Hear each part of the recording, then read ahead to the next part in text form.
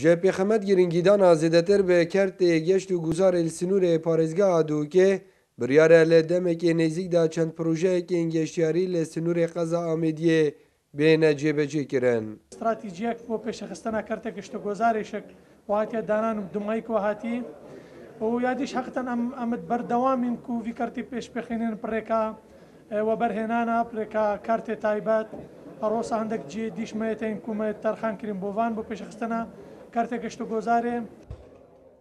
Ji laya xwe ve serokê Komala Otêl û Motêlên Dûkê jî dibêjit eger rêja geştyaran zêdetir lêbêt pêdiviya hindek otêl û motêlên dî bên avakirin ku di niha da nêzîkî 200 yekeyên kincîbûna geştyaran û otêl û motêl hene. Seke planeka diyem danî ku em rêja geştiyara zêdek bikeyin em di pêtê bîbîn hinde otêl û motelê dijî bêne avakirin û ez bêjim gelek jî tên vêgovê taleba rixsateya kirî ku otêla avakin.